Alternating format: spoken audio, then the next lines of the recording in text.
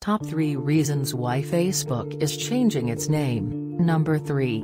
Facebook wants to be known as more than just a social media platform. Turns out, the blue Facebook app will be one of the many products under a parent company that has Instagram, WhatsApp, and many more under its hat. Number 2. It is focusing on building a metaverse. It's true, because the past summer Facebook had set up a dedicated metaverse team. You may think, what does it even mean? Well, think of it as the internet is brought to life. In other terms, it would be a world of virtual environment, where interconnected communities could meet, work or even play. The possibilities are endless. Number 1. Evolution of the mobile internet. Essentially, this is going to be the next big thing, for the way internet evolves after mobile internet, where instead of viewing it, you are actually in it. And yes, don't forget to subscribe please.